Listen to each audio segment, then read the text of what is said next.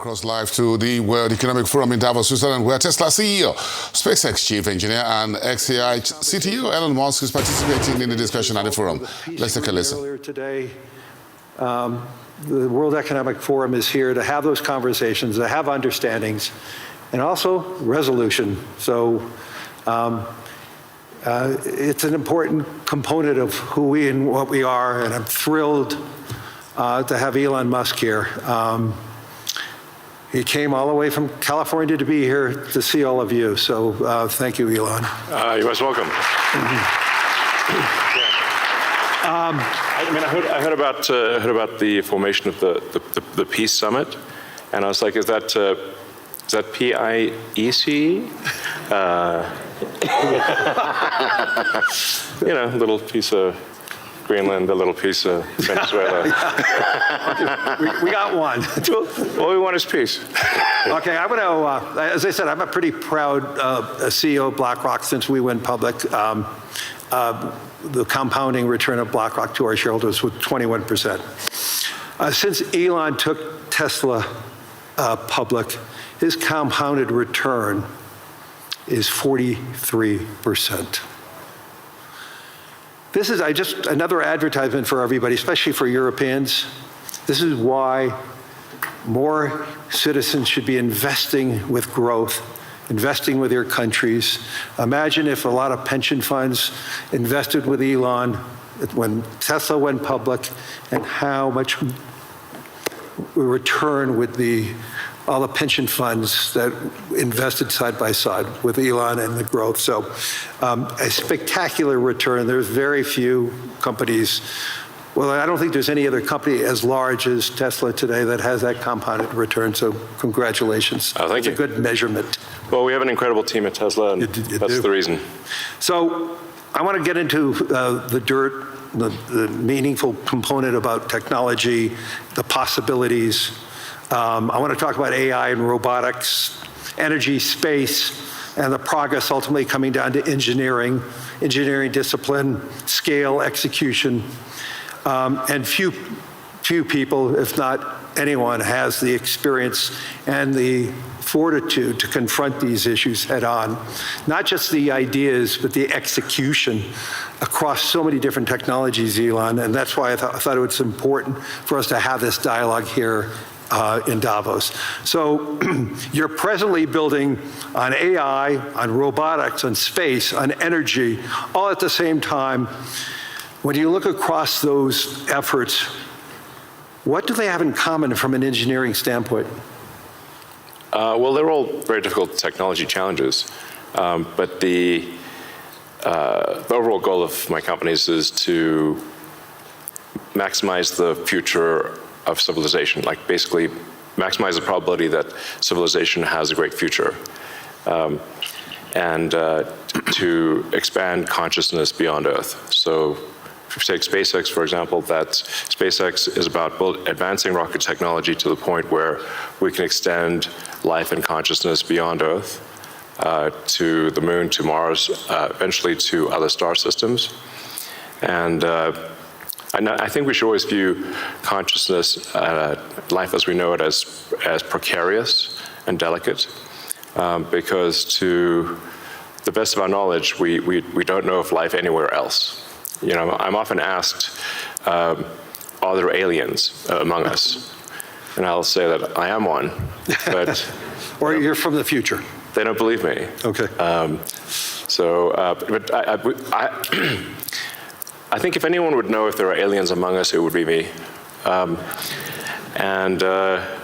We have 9,000 satellites up there, and not once have we had to maneuver around an alien spaceship.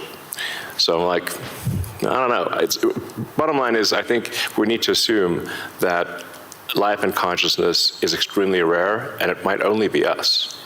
And if that's the case, then we need to do everything possible to ensure that the light of consciousness is not extinguished, because we're effectively, the way I view it is, the image in my mind is of a tiny candle in a vast darkness, a tiny candle of consciousness that could easily go out. And that's why it's important to make life multiplanetary, such that if there is a natural disaster or a man-made disaster on Earth, that consciousness continues. That's the purpose of SpaceX. Tesla is obviously about sustainable technology, and also at this point we've sort of added to our mission sustainable abundance. So with robotics and AI, this is really the path to abundance for all. If you say, people often talk about solving global poverty, or essentially how do we give everyone a very high standard of living.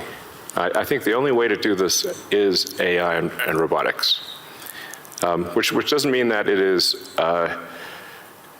without its issues. I mean, we need to be very careful with AI. We need to be very careful with robotics. We don't want to find ourselves in a James Cameron movie, Terminator. He's got great movies, love his movies, but we don't want to be in Terminator, obviously. But if you have ubiquitous AI that is essentially free or close to it, and ubiquitous robotics, then you will have an explosion in the global economy, an expansion in the global economy that is truly beyond all precedent. Elon, can that expansion be broad? Yes. Or is it narrow? And how can that be created? How can it broaden the global economy? Yeah, I mean, a way to think of it is that if you have a large number of humanoid robots, the economic output is the average productivity per robot times the number of robots. Right. And actually, my prediction is in the benign scenario of the future that the robots will actually make so many robots and AI that they will actually saturate all human needs. Meaning you won't be able to even think of something to ask the robot for at a certain point. Like there will be such an abundance of goods and services, because my prediction is that there'll be more robots than people. So, but how do you then have human purpose in that scenario? Yeah, I mean, nothing's perfect, but it is a necessary. Like, you can't have both. You can't have work that has to be done and amazing abundance for all. Because if it's work that has to be done, then you and only some people can do it, then you can't have abundance for all. Then it's narrow. Yeah, it's narrow, yeah. Exactly. So, but if you have billions of humanoid robots, and I think there will be, I think everyone on Earth is going to have one and going to want one. Because who wouldn't want a robot to, assuming it's very safe, watch over your kids, take care of your pet.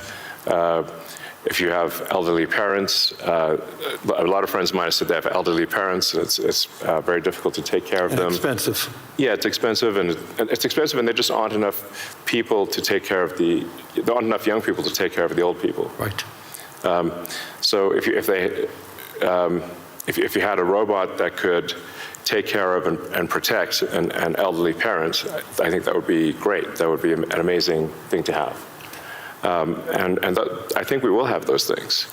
So, overall, I'm very optimistic about the future. I think we're headed for a future of amazing abundance, which is very cool. And definitely, we are in the most interesting time in history. I think there's a more interesting time in history. So. Can you and I reverse aging in this new history, or are we going to see it? I haven't put much time into the aging stuff. I do think it is a very solvable problem. Like you can. I think when we figure out what causes aging, I think we'll find it's incredibly obvious. It's not a subtle thing. The reason I say it's not a subtle thing is because all the cells in your body with some pretty much age at the same rate. I've never seen someone with an old left arm and a young right arm ever in my life. So why is that? That means that there must be a clock, a synchronizing clock, Right. that is synchronizing across 35 trillion cells in your body.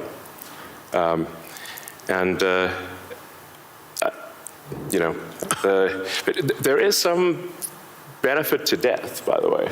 It's like there's a reason why we don't actually have a longer lifespan, because if people do live forever for a very long time, I think there's some risk of an ossification of society, of things just getting kind of locked in place, it just may become stultifying, just not lack vibrancy. But that said, do I think we'll figure out ways to extend life and maybe even reverse aging? I think that's highly likely. I'm looking forward to that. Yeah. So in the future that you talk about, the AI models, autonomous machines, rockets, depends on massive increases in compute, massive increases in energy, expensive energy, manufacturing scale. What are the bottlenecks to get there? And then, once again, with all that expenditures, again, how can we make sure that it's broad and not narrow?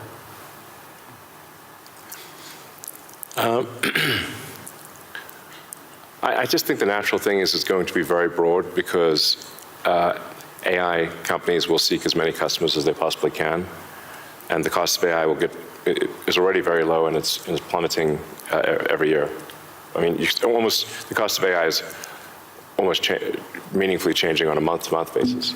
There's open models now everywhere. Yeah. Yes, there's open models. And the open models only lag, they're maybe a year behind the private, the sort of closed models. So I think the AI companies will seek as many customers as possible, which means they'll provide AI to the world. But the cost of getting to there, the compute, the chips, the fab, the powering, that to me, what are the those are huge. The limiting factor, yeah, I think the limiting factor for AI deployment is fundamentally electrical power. It's right, it's energy. Yeah. I mean, we're seeing the rate of AI chip production increase exponentially, but the rate of electricity being brought online is 3%, 4% a year, max. Yeah. It's clear that we're very soon, maybe even later this year, we'll be producing more chips than we can turn on. But except for China. China's growth in electricity is tremendous. They're building 100 gigawatts of nuclear as we speak. Actually, solar is the biggest thing in China. So I believe China's production capacity on solar is 1,500 gigawatts a year, and they're deploying over 1,000 gigawatts a year of solar. Now, for continuous solar load, you divide that by roughly, 4 or 5. Call it that's around 250 gigawatts of steady state power paired with batteries.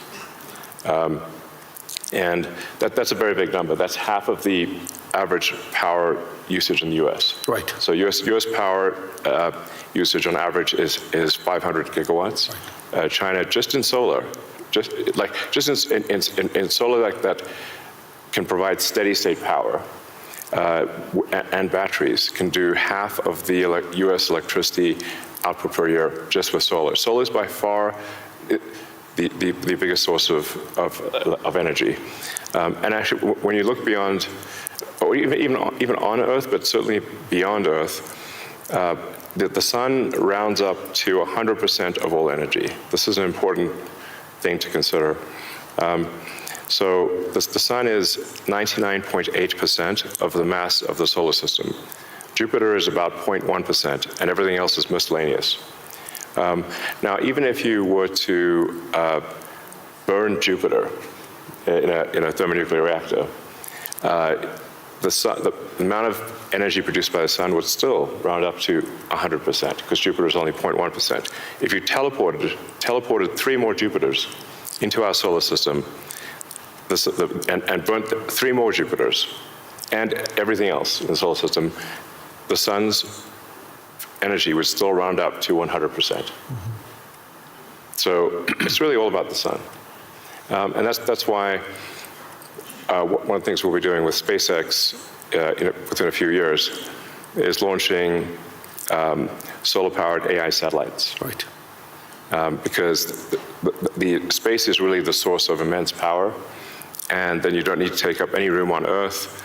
There's so much room in space, and you can scale to enormous. I mean, you can scale to, I think, ultimately hundreds of terawatts a year. You and I have had these conversations before, but why don't you tell the audience, what would it take for the United States, and what type of geography would it take to have that solar field to electrify the United States? And then let me ask a question, why aren't we doing it? Yeah, so, I mean, I guess a rough way to think about it is 100 miles by 100 miles, or call it, I don't know, 160 kilometers by 160 kilometers of solar is enough to power the entire United States. So the 100 mile by 100 mile area is, I mean, you could take basically a small corner of Utah, Nevada, New Mexico. Obviously, you wouldn't want it all in one place, but it is a very small percentage of the area of the U.S. to generate all of the electricity that the U.S. uses. And the same is true, actually, I mean, for Europe. You could take a small, you could take relatively unpopulated areas of, say, Spain and Sicily, and generate all of the electricity power that Europe needs. So why don't you think that there's a movement towards that here and in the United States? Well, there is. As it is in China. Well, unfortunately, in the U.S., the tariff barriers for solar are extremely high, and that makes the economics of deploying solar so artificially high, because China makes almost all the solar, What would it take for Europe or the U.S. to build it commercially, if it's that scale? Yeah, I think. Well, I can tell you what we're going to do, SpaceX and Tesla is we're building up large-scale solar. Right. So the SpaceX and Tesla teams both separately are working to build to 100 gigawatts a year of solar power in the U.S., of manufactured solar power. That'll probably take us, I don't know, about 3 years or something. But these are pretty big numbers. I'd encourage others to do the same. We obviously don't control the U.S. Tariff policy, but for other countries, I would recommend that China makes solar cells that are incredibly low cost, and I think it would be worth doing large-scale solar. So I know you're going to be having a couple of big announcements on robotics and what it can do. I mean, when I went to the factory, you showed me those robots. Yeah. How quickly, you talked about the billions of robots, but how quickly can they be deployed in a manufacturing setting? How quickly can they be utilized and be functional and create that abundance that you talked about? Well, humanoid robotics will advance very quickly. I think we do have some of the Tesla Optimus robots doing simple tasks in the factory. We accept probably later this year. By the end of this year, I think they'll be doing more complex tasks, but still deployed in an industrial environment. And probably sometime next year, I'd say that by the end of next year, I think, would be selling humanoid robots to the public. That's when we are confident that it's very high reliability, very high safety, and the range of functionality is also very high. You can basically ask it to do anything you'd like. You're already seeing that in Tesla cars, the software changes that you're doing. And what is it, every quarter now, a software change that upgrades the ability of the robot within the car? Yes, the Tesla full self-driving software, we update it sometimes once a week.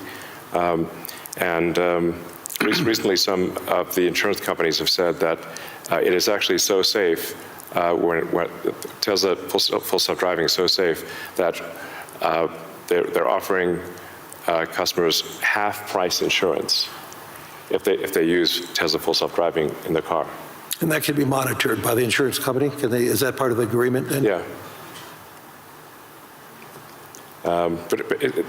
I think self-driving cars is essentially a solved problem at this point.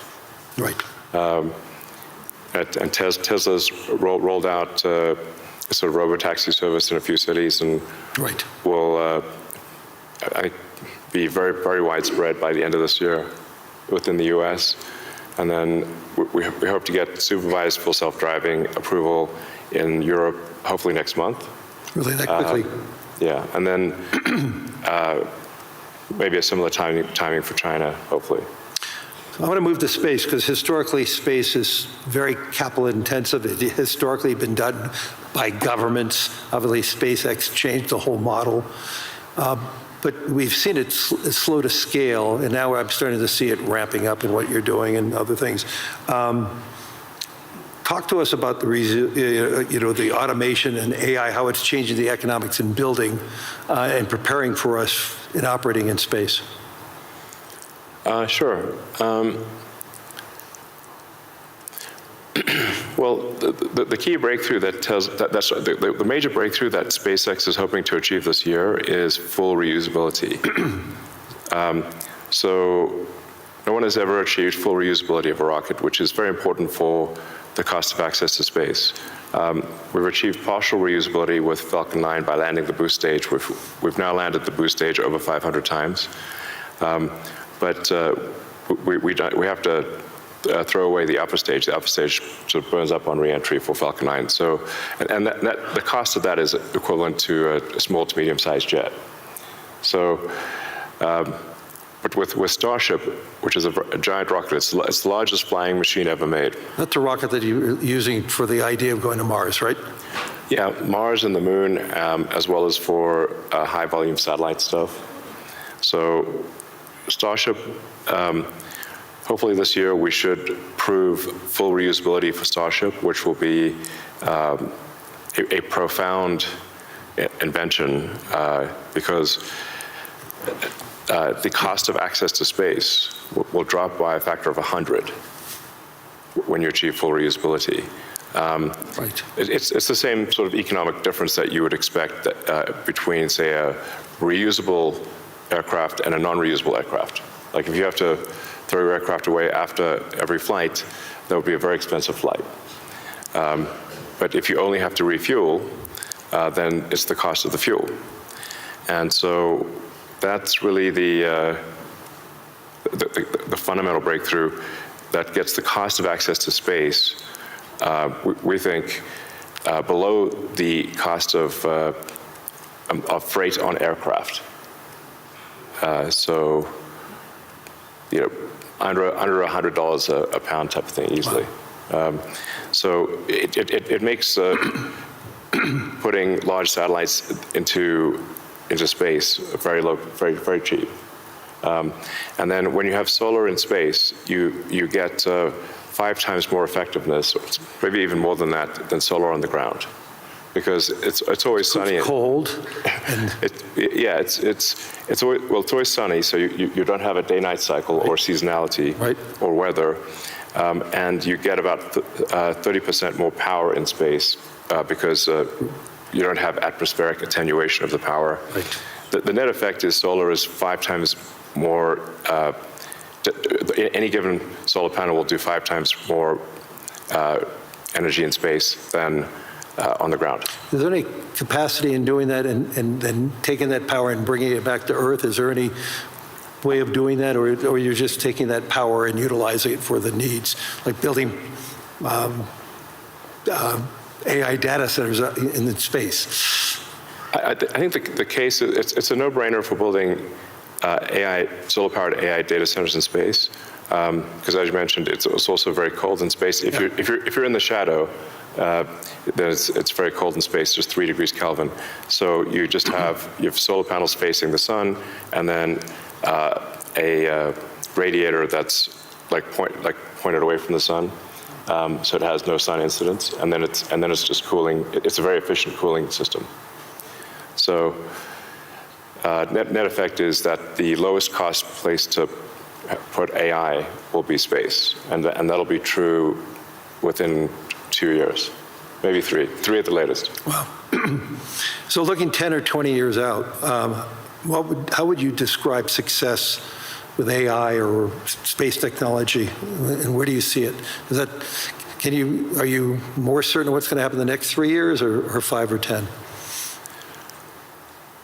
I don't know what's going to happen in 10 years, but the rate at which AI is progressing, I think we might have AI that is smarter than any human by the end of this year, and I would say no later than next year. Wow. And then probably by 2030 or 2031, call it 5 years from now, AI will be smarter than all of humanity collectively.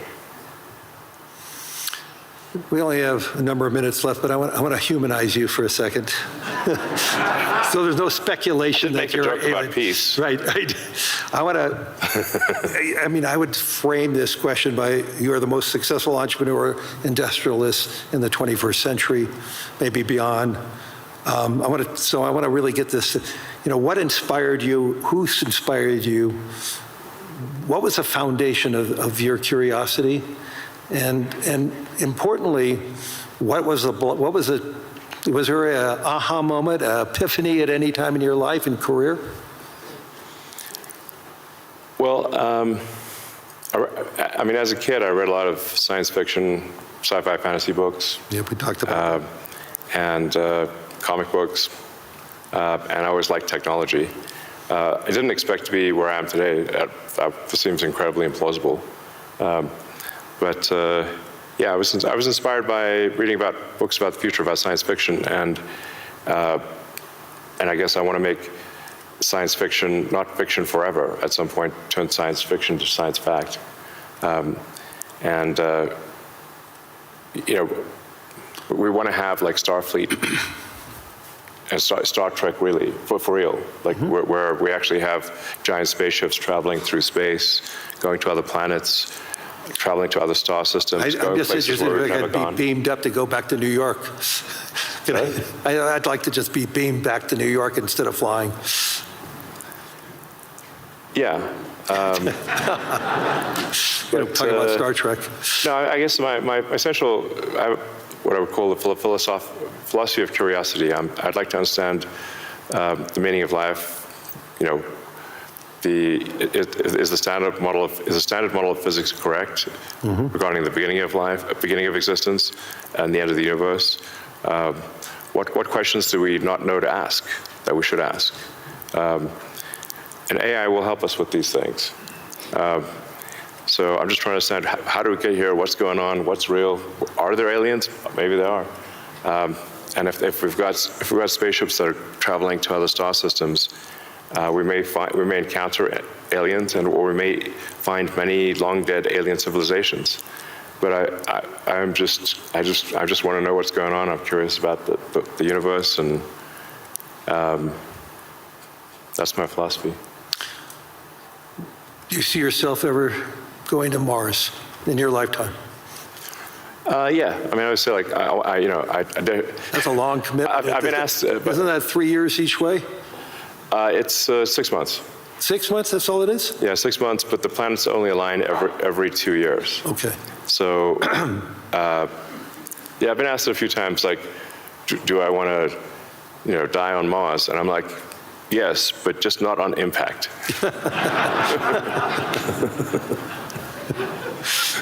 That's a good answer. Anyway, we're out of time. Hopefully everybody enjoyed this. I mean, there's so many myths around Elon Musk.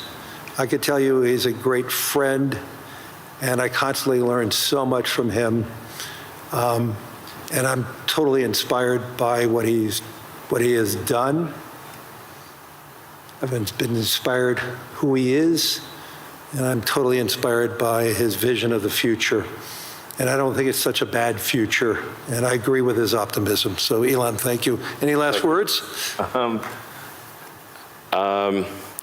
Well, I think my last words would be, I would encourage everyone to be optimistic and excited about the future. Good. And generally, I think for quality of life, it is actually better to err on the side of being an optimist and wrong rather than a pessimist and right. On that note,